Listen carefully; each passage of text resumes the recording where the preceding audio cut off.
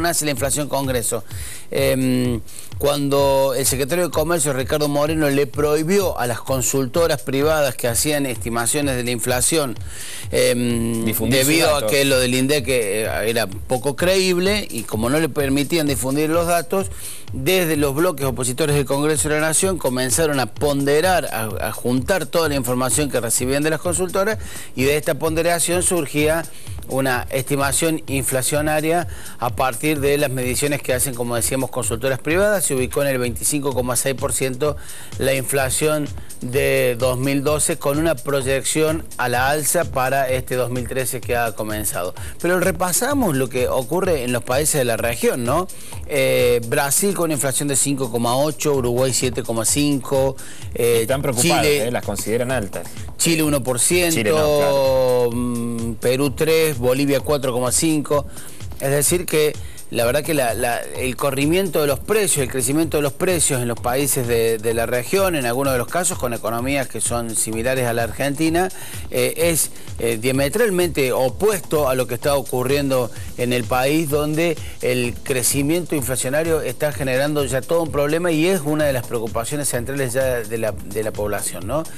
Ante esto, comienza el año con reclamos salariales que seguramente van a ir increciendo en un año que también estará condimentado por algunos otros componentes, como por ejemplo el tema electoral, donde seguramente al ser un año electoral la tensión salarial va a ir increciendo, ¿no? Ayer justamente hasta la CGT oficialista, hasta la CGT oficialista y la CTA oficialista ya plantaron bandera diciendo que por lo menos un 25%. Claro. En este campo no parece haber diferencias entre las centrales sindicales que se proclaman oficialistas y las que se paran como opositoras. Es que hoy plantearse un 25 o un 30% de reclamo salarial por el año es solamente mantener el poder adquisitivo, no es buscar, digamos, como debería ser, claro, como debería ser la función del gremialismo, de tratar de que el salario tenga cada vez más poder adquisitivo y que un trabajador tenga, digamos, más peso en el reparto de la torta general de la economía, ¿no? Y la verdad es que en Córdoba, como se están planteando reclamos de hasta el 35%. La UPC estaba sosteniendo que por lo menos había que empezar a hablar del 35%, con un elemento, con un componente que están planteando los gremios, que sostienen que no puede empezar la negociación salarial si el gobierno antes no modifica el piso de ganancias. Ganancia es un impuesto que se generaliza, al menos que se extienden en su uso y la cantidad de trabajadores alcanzados en la gestión de la Rúa, donde se pone en un mínimo imponible a partir del cual, si uno pasa ese mínimo, dependiendo de las categorías, ¿no?, de si tiene o no tiene hijos, pero pasando un determinado porcentaje de remuneración, uno empieza a tributar ese impuesto.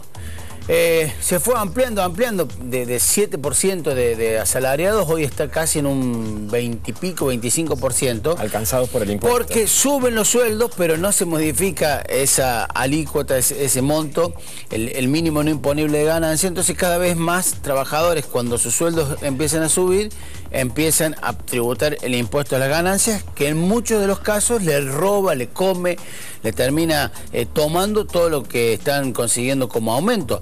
Por lo tanto, los gremios dicen, no tiene sentido que negociemos aumentos salariales si vamos a llegar a un momento en que lo que el empleador, sea público, privado, donde sea, le aumente, el resto va a ir a ganancia. Pero fíjate vos que el porcentaje de asalariados alcanzó por ganancias va creciendo, que, como te decía, de un 7 pasó casi a un 25, y hay una proyección, si no hay ninguna modificación y se siguen negociaciones salariales que por lo menos estén ahí cerca de la inflación, podría llegar a pasar el 30% este año de la cantidad de trabajadores que tributan el impuesto a las ganancias, con mucha complicación. Ahí hay que ver si el gobierno nacional tiene algún tipo de gestos en este tema, que lo decíamos en algún momento. El gran problema que tiene la inflación en Argentina no es solo la inflación, sino que el principal responsable, la inflación es bastante compleja y tiene una serie de actores que involucran, pero el principal responsable es el gobierno, y el principal responsable niega el fenómeno, niega el hecho. Y la verdad que es muy complejo cambiar algo cuando el principal involucrado niega que esto que esté ocurriendo, digamos. O sea, lo que deberíamos hacer es un primer proceso para que el gobierno termine admitiendo que en la Argentina hay una problema. inflación que está muy por encima, como veíamos de los países de la región, y muy por encima de lo que cualquiera de las líneas económicas consideran que es razonable un aumento de precios, y recién después ver qué tipo de medidas se toman.